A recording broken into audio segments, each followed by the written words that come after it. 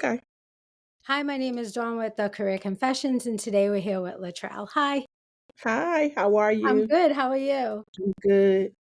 So, today we just wanted to discuss your role and how we can help each other. Basically, what I'm trying to do right now is I hold podcasts for people in the skilled trades, hoping to get out there. And then, like, if someone's looking to be an electrician, maybe they can connect with the person that was the guest on the podcast, maybe they can all work together. I'm also trying to get in front of schools, which will probably be a little bit more difficult, but to show kids that there's other options or even, even just people looking to change careers.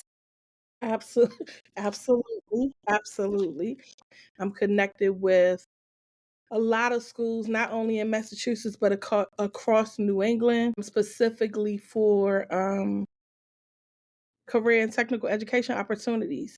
Some require college, some do not require college from all different trades, from the hard construction trades to soft trades. I'm actually trained by, I'm a practitioner. I was a cosmetologist, which is how I got into public school education. Although my current role, my school does not offer cosmetology, but that's how I got my start and even kind of got into this kind of side of the education world with a very heavy concentration on hard trades, electricians, plumbers, carpenters, pile drivers union, painters union, all of that good stuff. Yeah, that's interesting. Getting into the cosmetology, that's interesting too, because I mean, that was a path I originally wanted to take, and I ended up going the college route. Hmm. I had wished that I had gone a different route. Yeah, for sure.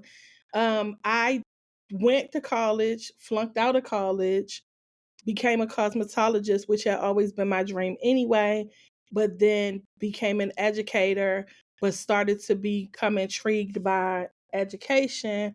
Me not having a degree wasn't going to allow me to move forward. Went back to school, got my bachelor's, went on to get my master's, and am now hopefully going to be entering a doctoral program within the next 6 months, but really with a focus on career and technical education, because I think about my 17-year-old self who had no interest in going on to college and wasn't prepared, quite honestly, to go on to school. But because that's the American dream, that's what I did, and kind of made a mess of things and wasted a whole bunch of my parents' money in the meantime of doing it, only to come back to what I really wanted to do, which was to be in the industry. But now having this path that's so bigger, so much bigger than cosmetology, which has been amazing. I've been a public school educator now for 18 years. I've been working outside of the classroom with cooperative education for 7 years. So it's been incredible. Absolutely incredible. That Congratulations. Thank That sounds like a nice path. Yes, it has been a great path. So, yeah. So how does it work? Like, will children in school reach out to you, or do you kind of reach out to them? That's a great question. So, it usually depends on the school. I'll be honest and say my current school, which is an amazing institution, but a heavy college focus, very rarely do the students reach out to me. So I go into the vocational classrooms or the career and tech ed classrooms and I do my spiel and I'm like, hey, did you know? Because some students don't even know that in Massachusetts, there's an actually state run program where you can go to work during class time and be paid and still get your grade while you're in high school. Would you be interested in something like that? And get the conversation going, get the parents involved in the conversation. Then once a student decides, yeah, I would like to take advantage, a lot of times, sometimes it's, yeah, I know I want to do this thing. Sometimes it's, I'm not really sure which path I want to take. I would love to be able to try this while I'm in high school before I make my final decision. If they meet certain requirements around attendance, being on time, um, actually them being technically sound is not as crucial anymore as long as they're willing to learn. Employers are totally open to the teaching part of it. But then once they decide yes, then I connect them with local employers who allow them to come in and they work during their class time, sometimes maybe a little after school hours. They're paid usually much better than minimum wage, and they get a guaranteed supervised position, so they're not on their own, Mhm. and they're usually not like just doing any old thing. They're doing like actual live work in that industry. With co-op, the difference is if they're in carpentry, their job has to be somehow related to the carpentry industry. If they were in IT, it has to be an IT job. That's what makes them be able to still get their high school credits and be paid while they're still in high school. Okay, so it's other positions other than like skilled trades. They can say, "Oh, I'm interested in IT," and Well, it's whatever their class is that they're majoring in. oh, okay. So if they're majoring in IT, it's going to be something that's IT or computer science related. If they're majoring in, because they choose, they kind of, I don't want to say declare a major because that sounds very collegey, but they do decide what CTE area they want to focus on while they're in high school. So the school that I work at currently, we have 11 trade areas. So everything from certified nursing assistant to early childhood to culinary to carpentry, engineering, biotech, creative design, business and marketing, just all automotive, media arts. So just all different types of careers that they could choose to focus on. Oh, I love that. So I love that because they're actually getting a little taste of something that they might say, "Oh, wait, I don't want to do this all day." I don't wanna do this, and they get to do it in high school. So, for instance, with all of the programs that we have, the students are able to earn industry recognized credentials. If whatever they're doing is a licensing program, they have the opportunity to earn a license. So, for instance, my CNA, my health assistant students, they sit for their CNA license in their junior year, their their second year in the program. So they're leaving with the actual license. So some of them might already know, hey, I want to go into nursing. It puts them a step ahead. For the IT kids, they get all of these amazing certifications. Automotive, same thing. They do the automotive certs for carpentry. They get credit towards if they go into the union, the time that they've spent in the classroom at high school counts for when they go on to the union. They get credited a year. They do a year less of school than someone that's just going into it. Like you said, they've already had a pretty significant experience with whatever this trade area is to know, like, at least for the time being, yes, I like this, or no, absolutely not. No, I don't want to do this. How do you get the companies to sign up to be part of your program? A lot of the companies that I work with, I'll be honest, this is only my second year in my current district. So they were already partners of the school. But some I went out literally cold calling, showing up, saying, hey, we have this really cool program. Let's partner together. And a lot of employers in the beginning, some people are hesitant, but once they have that first successful experience, they're like, yeah, let's keep this going. So for the companies, really all that's required, they have to pay the students, they have to provide a supervised experience for them. And then we do Corey checks because they're going to be working with young people. It's not a real heavy lift. So I think the draw for a lot of employers is, particularly now, you get to really mold and shape your workforce. You get an opportunity to get a 16 or 17-year-old and really spend time. And even if they don't stay, even though a lot of kids, young people do stay on with the employer, you still had that time to kind of give back to your local community. I work in Cambridge Public Schools. Cambridge has a very tight knit, Cambridge is its own unique little place in the world. They have a really tight knit business community who has been extremely gracious. We're always looking for, more partners, more employers. We're always looking out. For the most part, once they sign on, they continue. We were able to bring on some new partners last year. That was really cool. Some of the larger car dealerships. There's a lot of construction happening in Cambridge. Being able to get, the kids connected with some of these larger general contractors, is always amazing. Now you're here in Mass. Do they have like programs like this? Like all, yeah, they do. They do, however, shameless plug, although I'm not a Massachusetts person, I'm sure you can hear my little accent. I will say, in all honesty, Massachusetts is the gold standard for career technical education for high school. So all states have it, but a lot of times it does not exist at the high school level. It's at the college level. It's post grad. And then some states have it, but it doesn't have as much of the regulations or the perks of what Massachusetts has. Massachusetts has a very comprehensive and thorough education plan for CTE. I feel like where the school right next to me, I think they have tech. So that's what's called a wall to wall voc. Mhm. So the students that go to wall to wall vocs, there's 33 in the state. They go to wall to wall vocs. They have vocation and academics. They have a week on, week off. So one week they're in vocation all day long for the entire week. And the next week they have their vocation. So they rotate. When they do their cooperative education, those students really are experiencing full time employment because they're working every other week. So they're working 80 hours a month. Oh, that's Whereas at my school, which is a comprehensive, the kids have a shorter schedule. My students work 3 to 5 hours a day. Versus at a comprehensive, they're working 8 hours, 8 to 9 hours a day.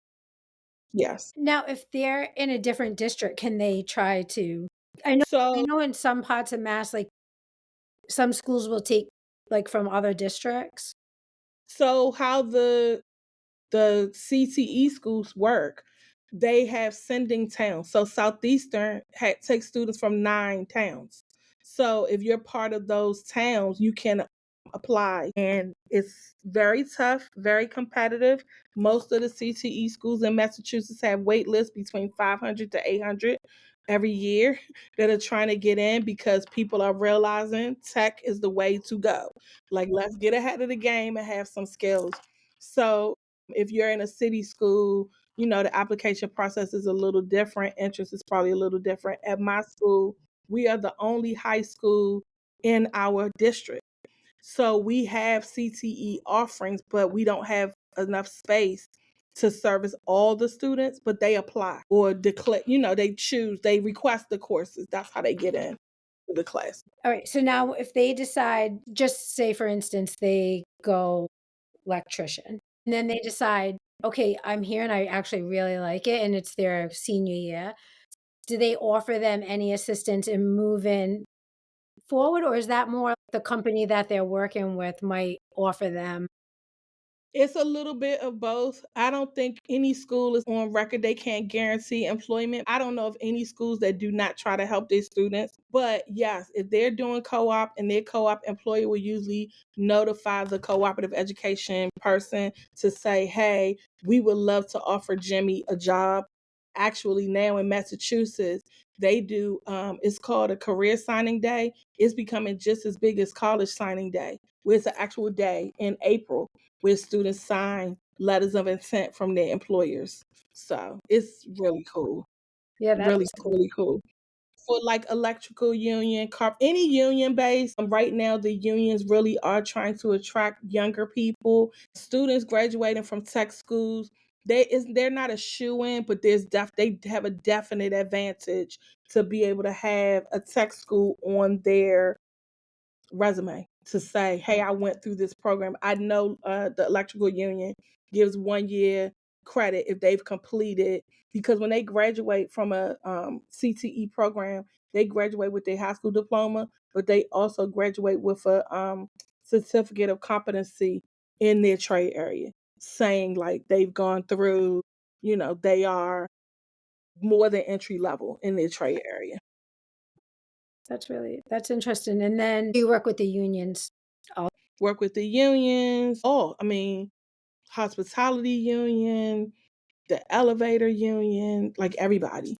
So we always know, the schools know the dates for when applications are due, and you put it out to the students, you help them if they want to apply to, you know, put their best foot forward, making sure that they get all of their paperwork in on time and prep them for their interviews or whatever else is needed for them to go on. What, like, advice would you is there any well, I mean, you've given a lot of advice.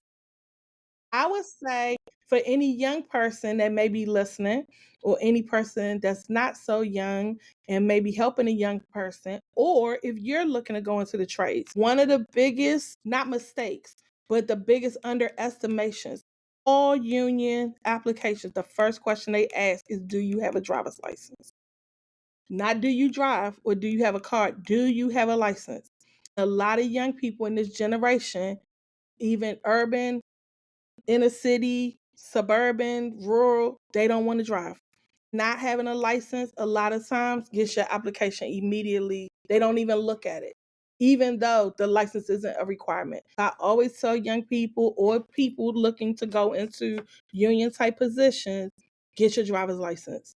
Even if you say, well, I don't have a car, get your driver's license so you can say yes, so that they'll continue to even look at your application versus just pushing it to the side. Get your driver's license. Do you have to stay current on all job, like, trends and Mhm, development skills, and you mhm, push that out to mhm. the when you, like The teachers do. So in CTE education, this will be great if there are any employers that might listen to this. All career tech ed programs in the state of Massachusetts are required to have what's known as an advisory board. The advisory board, and it's required for them to be able to get their federal funding.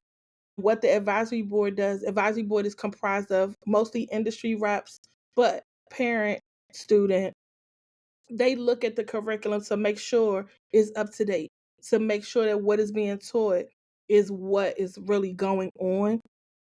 The teachers really do rely heavily on their advisory boards to, again, look at make sure their curriculums are free of biases, make sure their curriculums are relevant, but then also just to be able to come in and maybe do presentations, speaker series, whatever it is. Like I said, every trade area has to have by law an advisory board that meets at least 2 times a year. The advisory board can tell you about trends, what's new in the industry, what are employers looking for. Years ago, I had someone come in and I was touring them in my plumbing shop, and I was so proud. And then after they said, oh my God, that equipment is so outdated. No one's using whatever this thing is.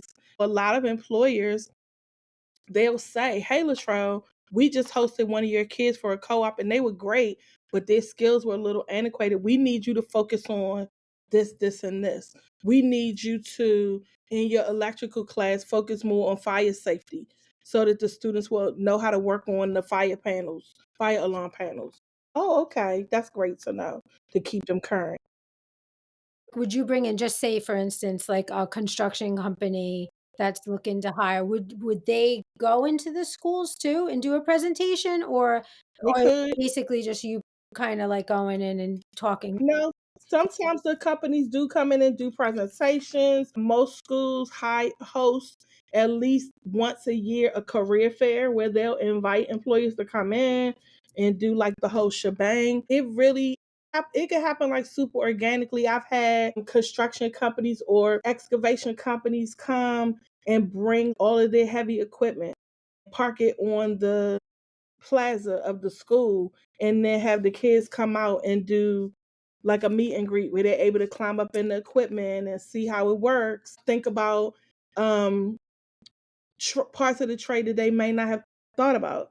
Maybe they don't want to commit to one trade, but they want to be a laborer, or maybe they never thought about. I didn't know until I got into this work that the Painters and Glazers Union is part of carpentry. I wouldn't think that would be part of carpentry. So even though they thinking about carpentry, yeah, but have you thought about this? The pile drivers is a part of carpentry.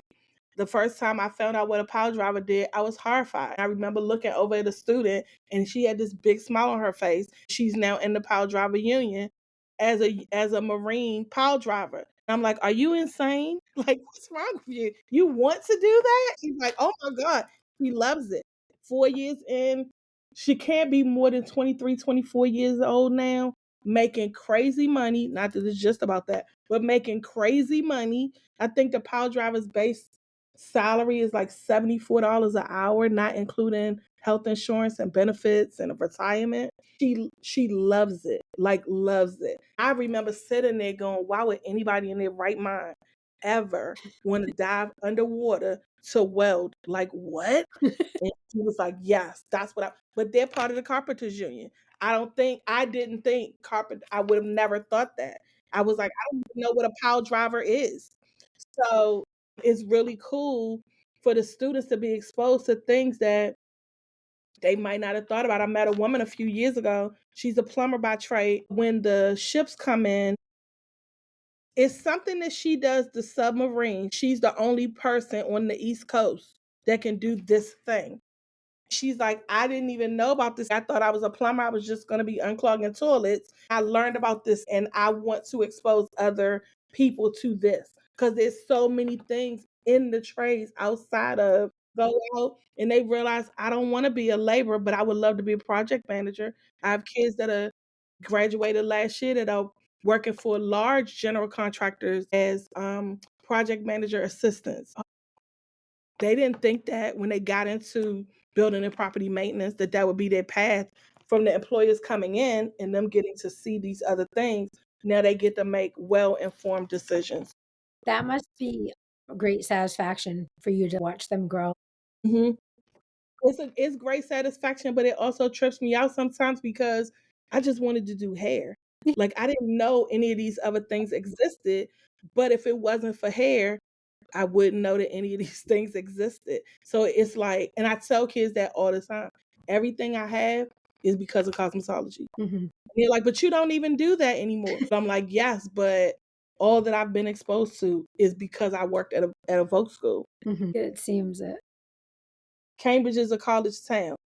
And it's all about MIT, Harvard, that, and that's fine, but that's not every kid's story. Even if it is, it's not every kid's story right now. So what about the rest of the students? Even media arts. So there's still kind of that where they could be help to you, you help them, that type of thing. So yeah. Did yes.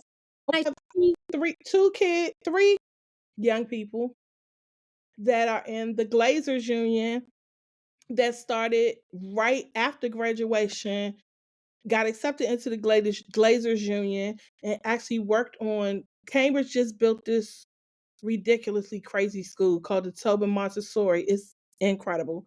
They worked on that project. They got to walk that project as students and then go back as glazers and do some of the glazing and putting in the windows. And then I have another young lady who I think she's like 1 year out of high school, but she got hired off of her internship Oh, and wow. she's working full time in the trades.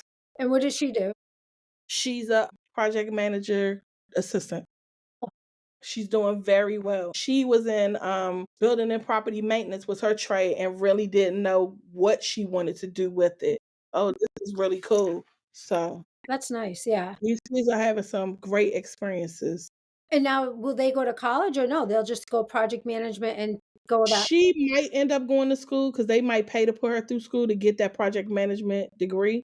The young men probably won't go to college. They're doing really well. The Glaciers make really good money. These are stories you just don't hear.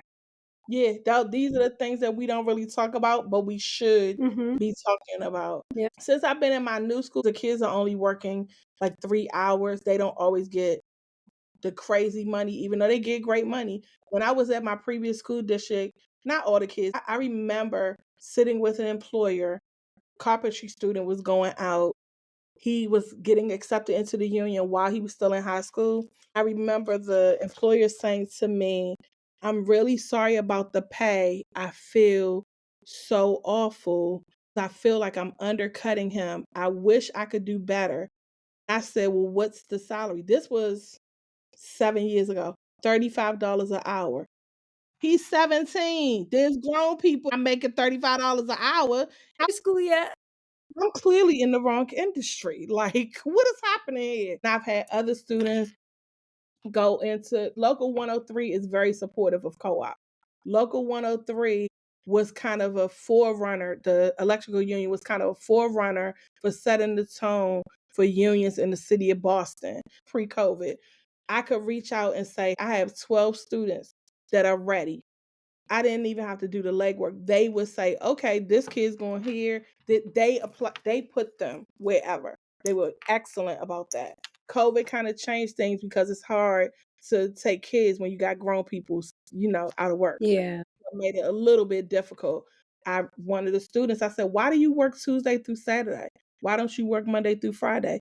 Because I get time and a half on Saturday. I was like, oh, well, that's very smart of you. I would not have thought about that. He was making like 25, $26 an hour Yeah, in that's in high school. I don't have any more questions. Send me the link to your book. Yes, Okay. will do. Thank you so Thank much. you. Bye-bye. Bye.